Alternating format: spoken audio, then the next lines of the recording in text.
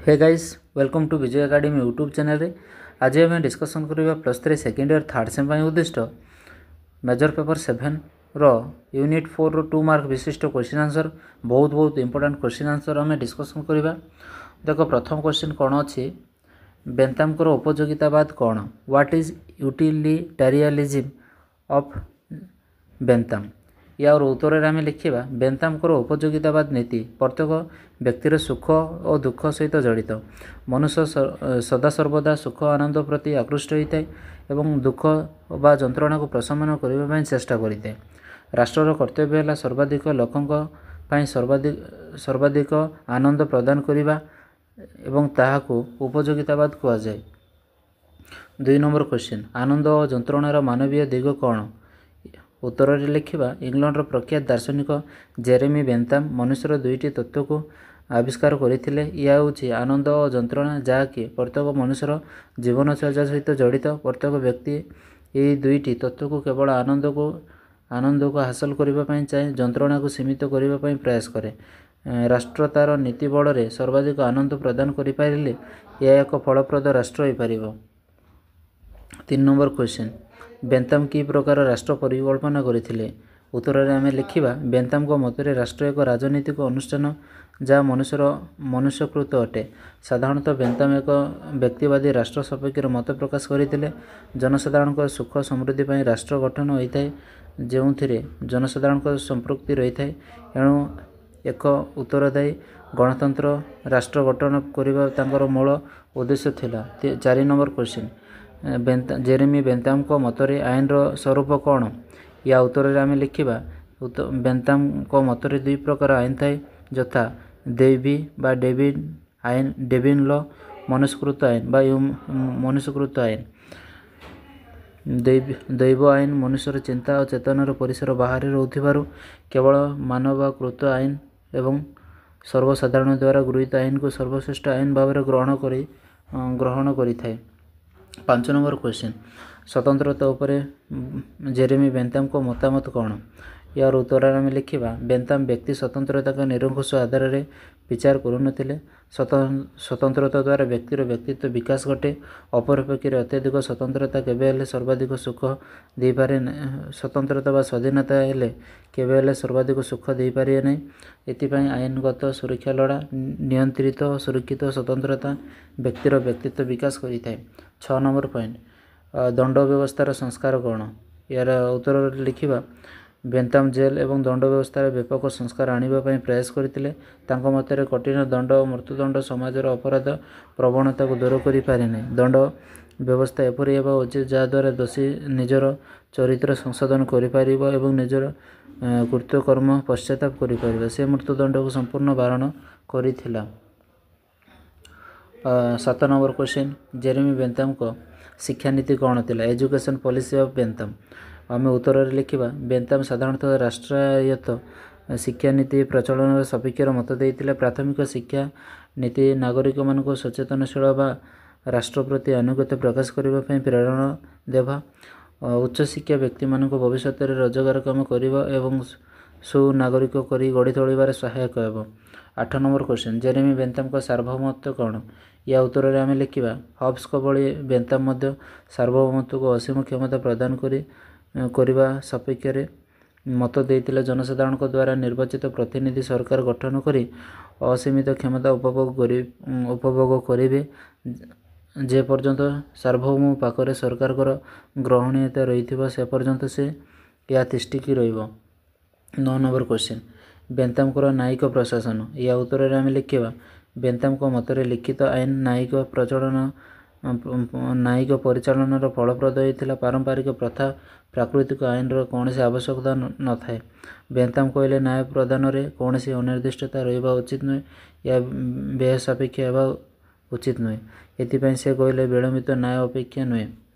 10 number question बेंताम Samajwadi चिंताधारा या उत्तर में आम लिखा बेंताम को वैज्ञानिक पद्धति और प्रमाण सिद्ध तत्वर पथ प्रदर्शक थे द्वारा प्रणीत राष्ट्रायत्त अर्थनीति को राष्ट्रायत्त शिक्षा व्यवस्था और श्रमिक कृषक स्वार्थ रक्षा समाजवादर धारक अटे ସେ ମଧ୍ୟ ସାମାଜିକ ସମାନତାକୁ ବିଶେଷ ଗୁରୁତ୍ୱ ଦେଇଥିଲେ।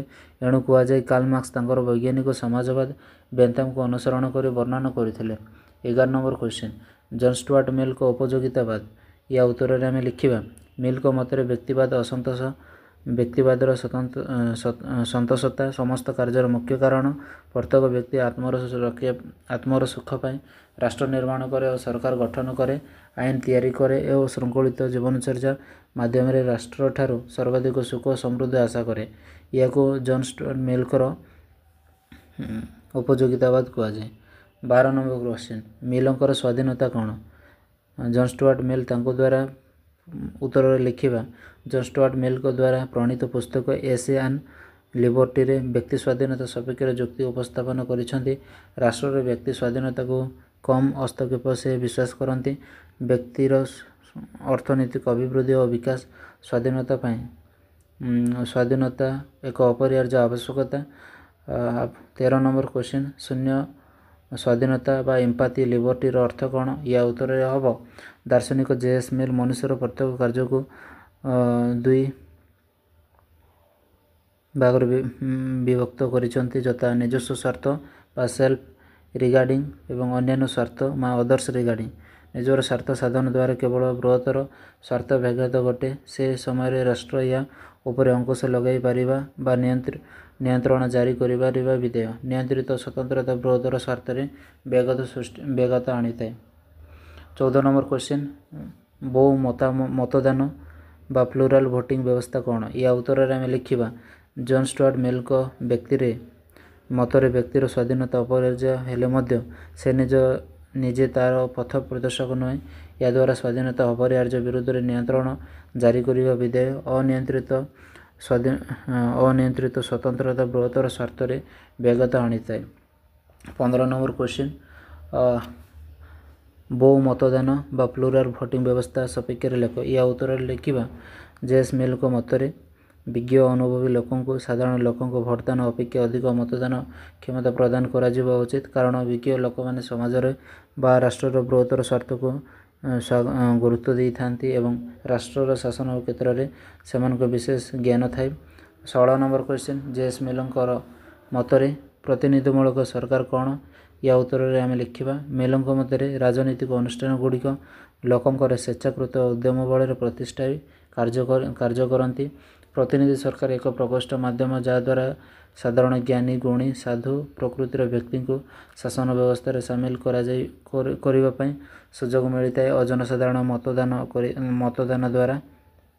17 ନମ୍ବର କ୍ୱେଶ୍ଚିନ୍ ସଂଖ୍ୟାଲଘୁ ପ୍ରତିନିଧିତ୍ୱ ବ୍ୟବସ୍ଥା କ'ଣ? ଉତ୍ତରରେ ଲେଖିବା ଗଣତନ୍ତ୍ର ବ୍ୟବସ୍ଥାର ସଂଖ୍ୟାଗରିଷ୍ଠତା ମତକୁ ଗୁରୁତ୍ୱ ଦିଆଯାଏ। ଏହାଦ୍ୱାରା ଆଇନ ପ୍ରଣୟନ କ୍ଷେତ୍ରରେ ସଂଖ୍ୟାଲଘୁ ମତ ଉପସ୍ଥାପିତ ହୁଏ। ଦାର୍ଶନିକ ଜେ.ଏସ୍. ମିଲ୍ ନିର୍ବାଚନରେ ଆନୁପାତିକ ହାର ପ୍ରତିନିଧିତ୍ୱ କରୁଥିବା ବେଳେ ରାଜନୈତିକ ଦଳକୁ ସୁଯୋଗ ଦେବା ସପକ୍ଷରେ ମତ ଦେଇଥିଲେ। ସଂଖ୍ୟାଲଘୁ ପ୍ରତିନିଧିତ୍ୱ ଦ୍ୱାରା ଅଂଶଗ୍ରହଣ ପ୍ରକ୍ରିୟା ତ୍ୱରାନ୍ୱିତ ହୋଇଥାଏ। 18 ନମ୍ବର କ୍ୱେଶ୍ଚିନ୍ ନାରୀ ମତଦାନ ସପକ୍ଷରେ ଯୁକ୍ତି। ୟା ଉତ୍ତରରେ ହେବ ଜେ.ଏସ୍. ମିଲ୍ ନାରୀ ପ୍ରତିନିଧିତ୍ୱ ଓ ନାରୀ ମତଦାନ ସପକ୍ଷରେ ନିଜର ଯୁକ୍ତି ଉପସ୍ଥାପନ କରିଥିଲେ। ତାଙ୍କ ମତରେ ରାଜନୈତିକ କ୍ଷେତ୍ରରେ ଉଭୟ ପୁରୁଷ ଓ ନାରୀମାନେ ସମାନ ଅଧିକାର ରହିବା ବିଧେୟ। ମହିଳା ଯୋଗଦାନ ବ୍ୟବସ୍ଥା କାର୍ଯ୍ୟକାରୀ କରିବା ଦ୍ୱାରା ଗଣତାନ୍ତ୍ରିକ ମୂଲ୍ୟବୋଧ ବଢ଼ିଥାଏ। 19 ନମ୍ବର କ୍ୱେଶ୍ଚିନ୍ ମୁକ୍ତ ମତଦାନ ବ୍ୟବସ୍ଥା କ'ଣ? ୟା ଉତ୍ତରରେ ଲେଖିବା ଜେ.ଏସ୍. ମିଲ୍ଙ୍କ ମତରେ ପରୋକ୍ଷ ଗଣତାନ୍ତ୍ରିକ ବ୍ୟବସ୍ଥାରେ ଗୁପ୍ତ ଭୋଟଦାନ ପରିବର୍ତ୍ତେ ମୁକ୍ତ ମତଦାନ ବ୍ୟବସ୍ଥା ପ୍ରବର୍ତ୍ତିତ କରିବା ଉଚିତ। ଗୁପ୍ତ ମତଦାନ ଦ୍ୱାରା ଜନସାଧାରଣ ଅସାଧୁ ଏବଂ ଦାୟିତ୍ୱବିହୀନ ଭାବରେ ମତଦାନ କରିଥାନ୍ତି, ଯାହାକି ଅଗଣତାନ୍ତ୍ରିକ ଚିନ୍ତାଧାରା ଅଟେ। 20 ନମ୍ବର କ୍ୱେଶ୍ଚିନ୍ ସମ୍ପତ୍ତିଗତ ଯୋଗ୍ୟତା ଉପରେ ମିଲ୍ଙ୍କ ମତ କ'ଣ? ୟା ଉତ୍ତର ହେବ ଜେ.ଏସ୍. ମିଲ୍ଙ୍କ ମତରେ ସମ୍ପତ୍ତିଗତ ଅଧିକାର ନାଗରିକମାନଙ୍କ ମଧ୍ୟରେ ଦାୟିତ୍ୱବୋଧ ସୃଷ୍ଟି ହୋଇଥାଏ। ସମ୍ପତ୍ତି ଅଧିକାର ବଳରେ ଜଣେ ବ୍ୟକ୍ତି ମୁକ୍ତ ଭାବରେ ରାଷ୍ଟ୍ରକୁ ଆବଶ୍ୟକ କର ପ୍ରଦାନ କରନ୍ତି। ସେମାନଙ୍କ ରାଷ୍ଟ୍ରର ଅର୍ଥନୈତିକ କାର୍ଯ୍ୟରେ ଯୋଗଦାନ କରିବା ସୁଯୋଗ ପାଇଥାନ୍ତି। ଅପରପକ୍ଷରେ ରାଷ୍ଟ୍ରର ସ୍ୱାର୍ଥକୁ ଏବଂ ରାଜନୈତିକ ସ୍ଥିତିକୁ ମଜବୁତ କରିବାରେ ସମର୍ଥ ହୋଇଥାନ୍ତି। 21 ନମ୍ବର କ୍ୱେଶ୍ଚିନ୍ ଜେ.ଏସ୍. ମିଲ୍ଙ୍କର ସମାଜବାଦୀ ଚିନ୍ତାଧାରା କିପରି ଥିଲା?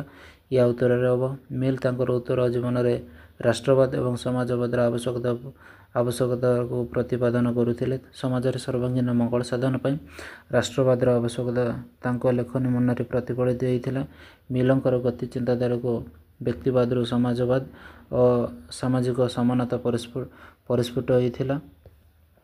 22 ନମ୍ବର କ୍ୱେଶ୍ଚିନ୍ ରାଷ୍ଟ୍ର ନିୟନ୍ତ୍ରିତ ଅର୍ଥନୀତି ଷ୍ଟେଟ୍ କଣ୍ଟ୍ରୋଲ ଇକୋନୋମି ଉତ୍ତରରେ ଲେଖିବା। ଜେଏସ୍ ମିଲ୍ ତାଙ୍କ ଜୀବନର ପ୍ରଥମ ଅବସ୍ଥାରେ ବ୍ୟକ୍ତିବାଦର ଦୃଢ଼ ସମର୍ଥକ ଥିଲେ। ପରବର୍ତ୍ତୀ ସମୟରେ ସେ ନିଜର ମତ ପରିବର୍ତ୍ତନ କରି ସମାଜର ଅର୍ଥନୈତିକ ଅସମାନତାକୁ ଦୂର କରିବା ପାଇଁ ଅର୍ଥନୈତିକ କାର୍ଯ୍ୟକୁ ରାଷ୍ଟ୍ର ହାତରେ ସମର୍ପଣ କରିଥିଲେ। 23 ନମ୍ବର କ୍ୱେଶ୍ଚିନ୍ ଦ୍ୱିସଦନୀୟ ବ୍ୟବସ୍ଥାପିକା ସପକ୍ଷରେ ଲେଖ। ୟା ଉତ୍ତରରେ ଆମେ ଲେଖିବା। ଜେଏସ୍ ମିଲ୍ଙ୍କ ମତରେ ବିଧାନମଣ୍ଡଳ ଦ୍ୱିସଦନୀୟ ବିଶିଷ୍ଟ ହେବା ଉଚିତ।